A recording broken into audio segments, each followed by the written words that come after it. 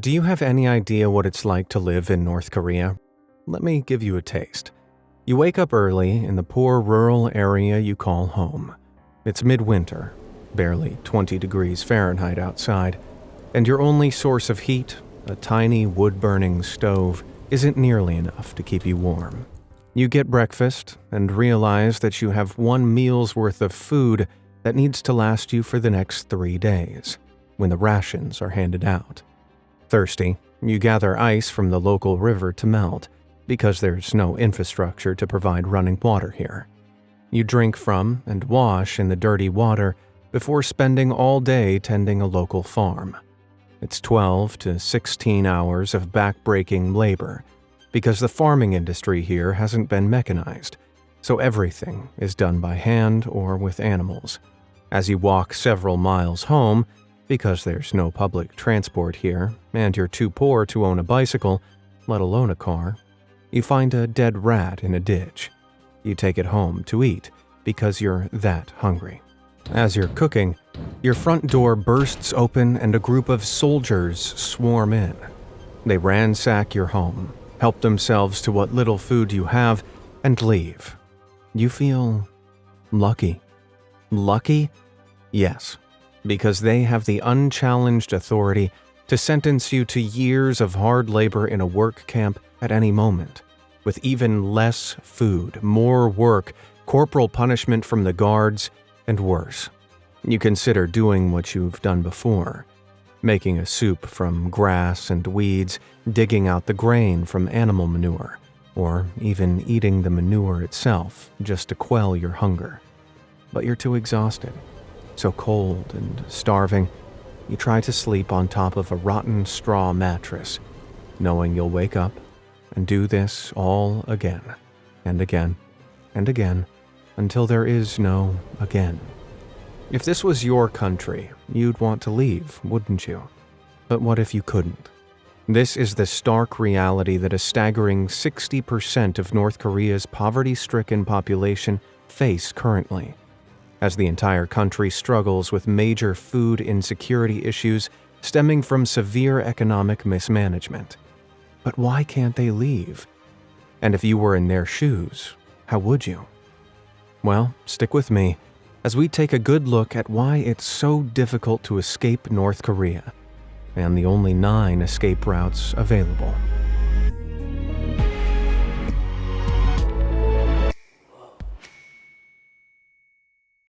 So how did things get so bad? Well, the Democratic People's Republic of Korea, more commonly known as the DPRK, or North Korea, was founded by Kim Il-sung back in 1948. This was after the Second World War divided the Korean peninsula and pit the two countries against one another, a fight that continued into the Cold War era. South Korea backed the U.S., but North Korea backed the ill-fated Soviet Union. Throughout this time, the North prioritized government spending on military assets, ruling the populace with an iron fist. They bombarded its citizens with propaganda and ideology, demanding loyalty to the Kim dynasty, banning independent media, and isolating them from the rest of the world. When the Soviet Union collapsed in 1991, North Korea's economy tanked, and their allies were few and far between. Food production and imports dropped off rapidly, and when a series of floods, droughts, and failed agricultural reforms hit in 1994, famine gripped the Hermit Kingdom. The government initially claimed there was no famine. Then they backtracked and admitted there was, but it had only affected some 235,000 people. In reality, it's believed some 3.5 million North Koreans starved in the 4 years that followed, more than 10% of the population. Even then, North Korea didn't give up their war against South Korea, continuing to funnel money into their military as the country starved. But even words like famine and starvation were banned from discussion because it implied a government failing. Those who spoke out would be silenced by the authorities, usually thrown into political prison camps. But this didn't improve the situation. During the COVID-19 pandemic, when North Korea closed its borders entirely, including to trade. Its government failings and infrastructure issues led to 10 million North Koreans suffering from hunger. That meant a staggering 41% of the country's entire population was undernourished between 2019 and 2021. Okay then, why not just leave? Well, for a start, North Korea's government has made it illegal for its citizens to leave the country without explicit permission from the government. This kind of control is designed to prevent its citizens from learning anything about the outside world, allowing the government to continue feeding them propaganda that North Korea is paradise, that the Kim dynasty is supreme, and that life doesn't get any better than this. So, attempting to leave on an official plane, train, boat, or even in a car over the border without the right documentation is, in a word, impossible. Now, anyone who is permitted a special exit visa, like athletes competing in international tournaments or government officials, are issued passports which they have to hand back to the Ministry of Foreign Affairs when they return. But once they're out, why do they return? Well, North Koreans who do attempt to leave illegally and are caught can face severe consequences, including forced labor, corporal punishment, and even life imprisonment in a political prison camp. But not just them. Testimonies from defectors reveal that up to 3 generations of an offender's family can be imprisoned, punished, and even executed alongside them for their crimes, regardless of if they're successful or not. That could be their parents, children, and grandparents all paying the price for one family member daring to escape. For many citizens, this threat is enough of an incentive to return home or stay put. For all that, though, people have managed to escape. Defectors have told their stories to the press and humanitarian agencies, so we know it is possible. But how? Well, given the country's position, there are only 9 ways that defectors have managed to escape that we currently know of. Now, the first may seem the most obvious, and that's to cross the border from North to South Korea. While the two countries are still technically at war, South Korea is pushing towards plans of reunification in the future. Part of that plan includes a special law allowing the protection of defectors from the North, unconditionally providing them with aid, language lessons, and the resources they need to resettle. There's just one problem, a 160-mile-long problem, the Demilitarized Zone, aka the DMZ. This is the most heavily fortified and dangerous border in the world, marked by electric fences, lookout posts, artillery, tanks, and some 2 million active and armed troops on each side at any given time. Remember, these two countries are still technically at war, and neither is willing to risk an invasion from the other until a peace treaty is signed. As such, this 2.5-mile-wide buffer zone is constantly patrolled, and even when the guards aren't looking, anyone brave enough to make a mad dash across would need an incredible amount of luck to avoid the 3 million anti-personnel and anti-tank landmines buried along it. While very few try, some, like Oh Chong-song, succeed. Back in 2017, this soldier, the son of a high-ranking military official, committed a serious crime. Terrified of punishment, he made the snap decision to run across the demilitarized zone in a car. He was chased and shot at more than 40 times before he exited the vehicle, made it over the border, and collapsed behind a low wall on the South Korean side. Under the cover of darkness, South Korean operatives pulled him to safety, and, luckily, he survived. While a soldier in a car might be able to defect this way, a civilian on foot wouldn't stand a chance.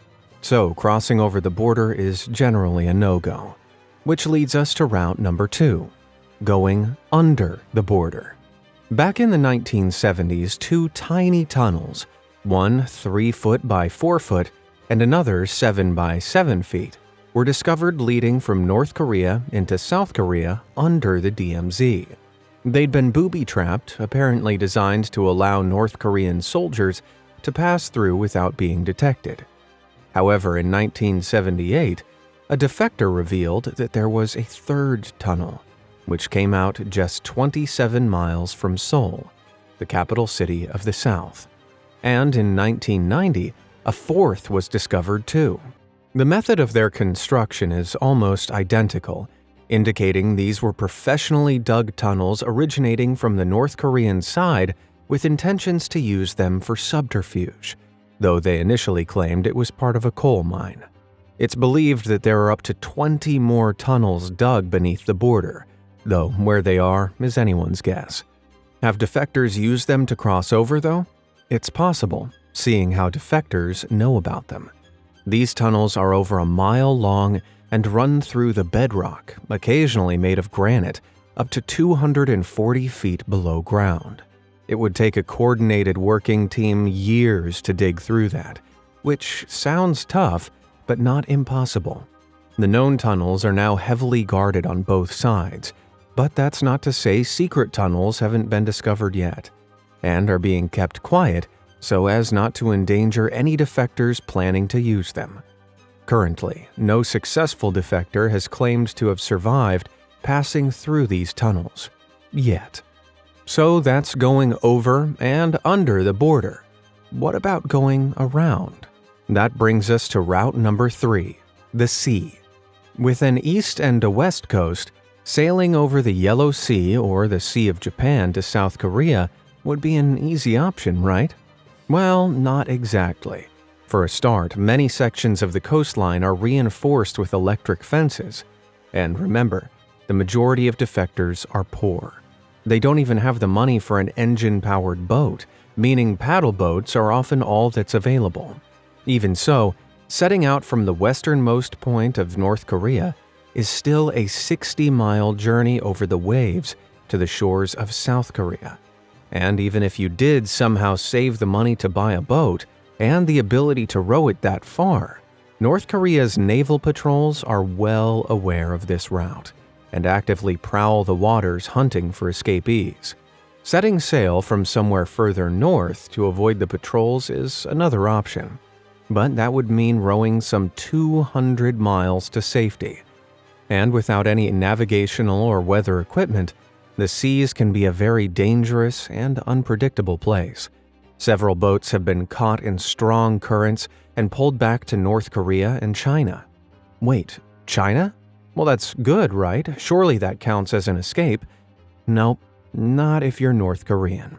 While the Hermit Kingdom doesn't have many allies, China is one. As such, China does not recognize North Korean defectors as refugees, but illegal economic migrants, and will return them to North Korea despite knowing the horrors they'll face. So what about the East Coast? The Sea of Japan is a semi-enclosed sea, like the Yellow Sea, but regularly experiences typhoons and storms which blow in from the Pacific Ocean.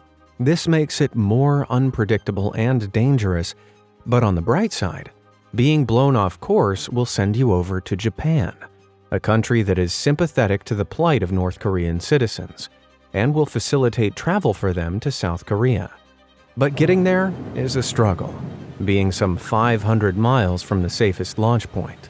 That's a long distance to survive at sea, assuming your flimsy little fishing boat stays upright. As such, only 3 defectors are recorded to have made it across the sea to Japan alive. But what about swimming around the border? Well, the average temperature of these seas is around 55 degrees Fahrenheit. So assuming you don't freeze to death, that border patrols don't catch you, and that you're a really, really strong swimmer, it's plausible. Makeshift rafts have also been used successfully in some cases, made from wood planks, old tires, even fishing floats, showing just how desperate people are to escape the regime. Okay, so what if you're not a strong swimmer and can't afford a boat? What then? Well, then there's option number 4, the northern border. Unlike the DMZ, this 882-mile border with China is usually less defended and patrolled, making it easier to cross. The border itself is laid across two rivers, the Yalu and the Tumen. The Tumen is generally shallower and slower moving, making it an easier crossing point. But most citizens don't know how to swim, so unless the river is low and walkable, it can sweep away unprepared defectors. What's more, since 2003, China has been installing and developing wire fencing along the Tumen River to block major defection routes. Areas with lower banks along the Yula River were also reinforced with concrete and barbed wire fences ranging from 8 to 15 feet high. However, since 2011, it's been noticed that these sections are somewhat of an exception to the rule, where the rest of the river has no fences and is guarded by no one. So, providing they can make it across the water, often done by crossing it in winter when the ice freezes the rivers over, then making it out of the country is possible. However, in 2020, during the height of the pandemic, North Korea set up buffer zones extending roughly 1 mile out from the northern border, effectively turning it into a second DMZ. Soldiers were given orders to unconditionally shoot anyone seen approaching from the North Korean side on sight. Like this route wasn't dangerous enough already. But what if you were lucky and made it across? Well, as we established, China will ship any defectors it discovers back to North Korea. This is why the majority of defectors use a broker, a Chinese contact who illegally arranges jobs and housing for the defectors, keeping them hidden from the Chinese government. But this costs defectors between $500 to $1,000 to arrange. Considering a yearly wage for a North Korean can be as low as $650, this is often a defector's entire life savings. That means when they reach China, they have absolutely nothing, putting them at huge risk of exploitation. Disturbingly, the database for North Korean human rights and the Transitional Justice Working Group indicates up to 80% of female North Korean refugees fall into the hands of people traffickers, where they're sold off to become wives or into a much darker industry. Men are sold into slavery, facing a life of hard labor, the exact thing they were trying to escape from. Trusting these brokers is risky, but it's often the only option available.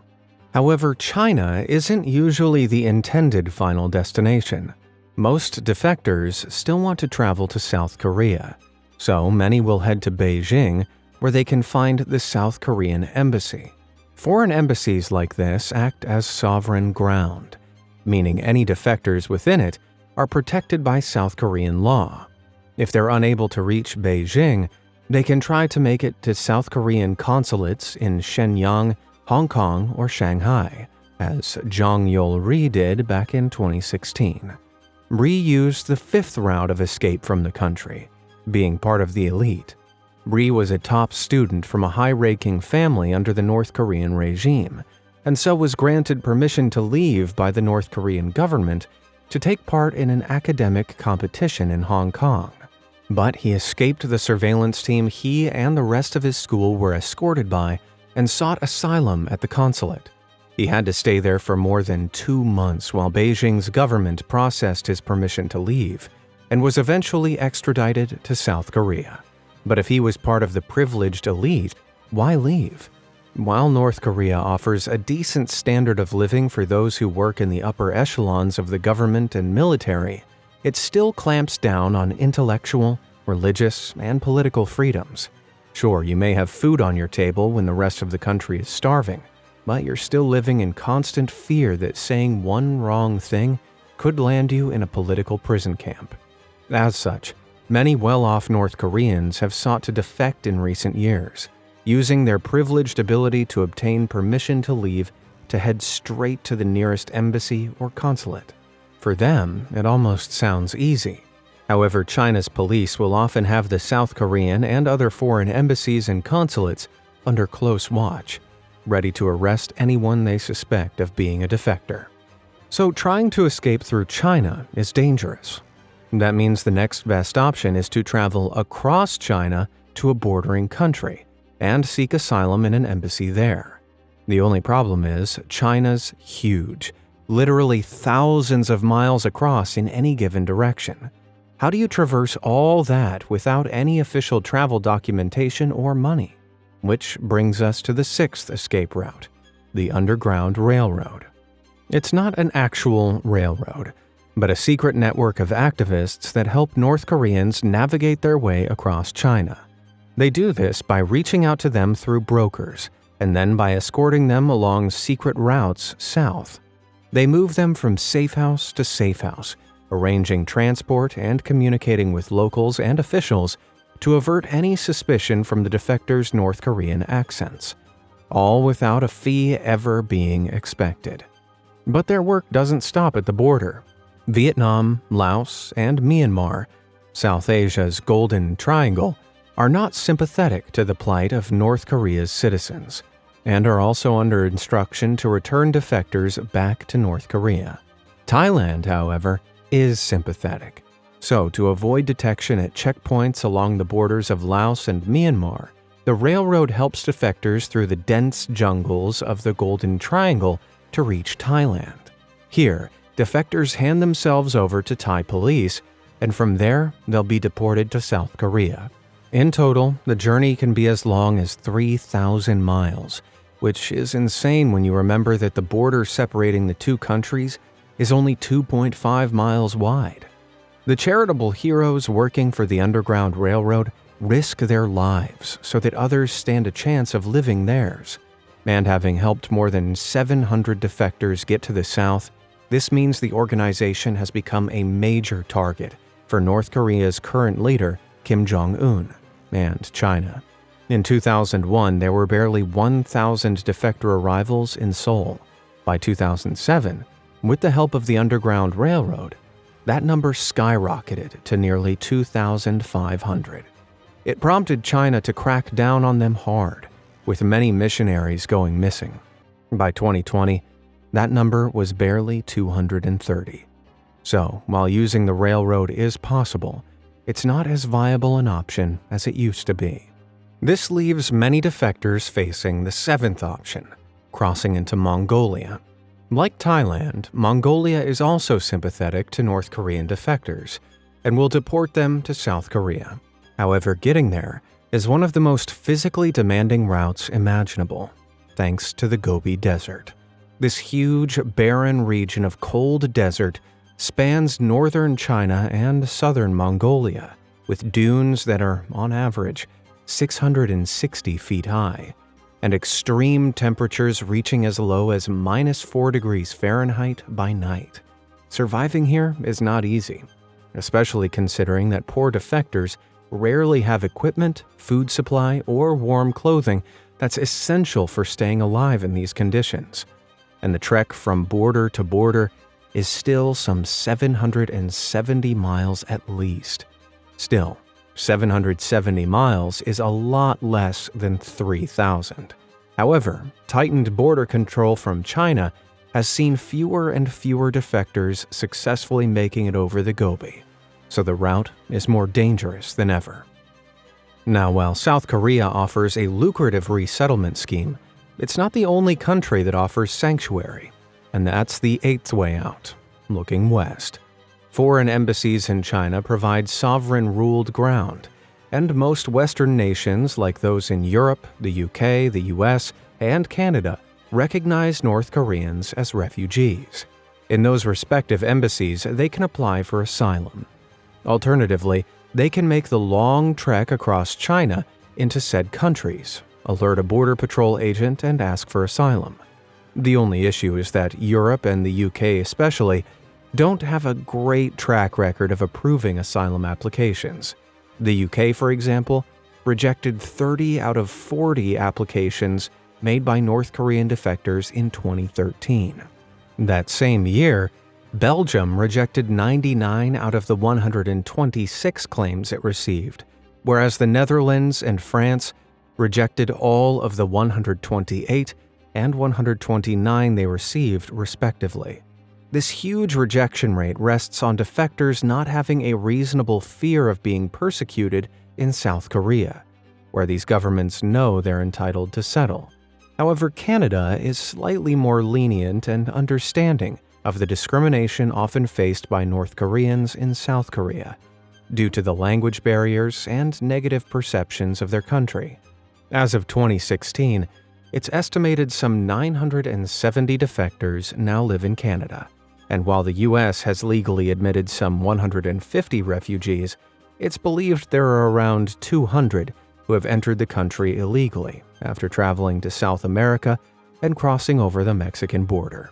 But what about if you're in part of North Korea that's heavily locked down without the privilege of the elite, the ability to get to the northern border, or even make a run for it over the DMZ? Well, all is not lost, for there's an unexpected and even more dangerous ninth way out: labor outsourcing. Now, it's no secret that North Korea keeps its dissidents in political prison camps, or as they're sometimes called, labor training facilities. It's believed there are around 20 sites in the country, containing up to 250,000 people. Officials perceived to have performed poorly in their job, people who have criticized the regime, and anyone suspected of engaging in anti-government activities can be sent there. What's worse, the 3-generation rule applies, with entire families sent to the same camps though they themselves may not have committed a crime. Sentences are usually for full life terms, but the reality is they only last a few years. The lack of food, clothing, and resources provided means roughly 40% of those there perish from malnutrition. Illness, frostbite, and accidents from the hard labor they're forced to perform raise that mortality rate even higher. Beatings and inhumane corporal punishment are common, with survivors and defectors detailing horrendous scenes and treatment that occur day after day after day. But this doesn't just happen in North Korea. Unbelievably, in at least 15 countries, including Algeria, Ethiopia, Malaysia, Poland, and Russia, more than 50,000 North Korean workers are being used for forced labor. This is mainly in mining, logging, construction, and textile industries.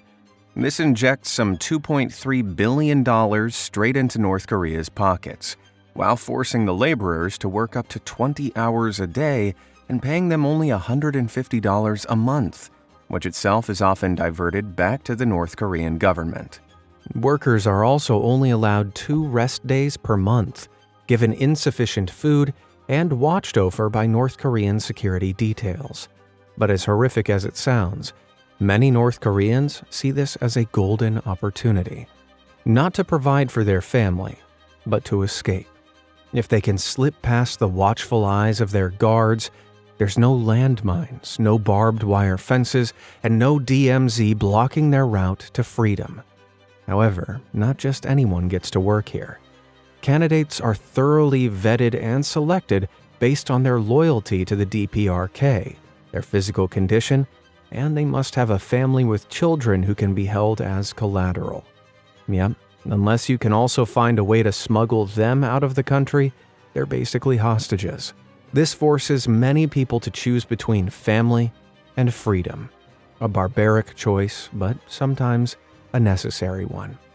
Back in 1994, several hundred North Korean loggers at a mining camp in Siberia successfully managed to overrun the gulag-style camps they were being forced to work in. The mass breakout saw 150 loggers coordinate the escape in an attempt to make it to South Korea. Initially, North Korea denied the reports, calling them rumor and fabrication. It was only when one of the defectors contacted journalists in the Far East Siberian city of Vladivostok and confirmed it to be true. He revealed the workers had had their passports stripped from them, Russians are not allowed in the camps, and that North Korean security beat and underfed them habitually. He himself had a wife and family back in North Korea, but he got news that his wife, whose rations had been cut, had turned to the black market, a crime for which she was discovered and punished for. She was deported to a mountain state, along with their 2 children. He had no hope of ever finding her again, and with nothing left to lose, decided to escape. We don't know whether or not he made the 5,000-mile journey to the nearest South Korean diplomatic post in Moscow. We likely never will. That is the stark reality of attempting to escape the regime. These are the kind of sacrifices happening on the other side of the barbed wire and propaganda that the hermit kingdom hides behind. The choice between freedom, family, and survival is impossible to balance, and more often than not, anyone who dares to leave ends up paying with their life. So, knowing all the options, if you were in this situation, would you try to escape from North Korea? And if so, how? Let me know down in the comments, and thanks for watching.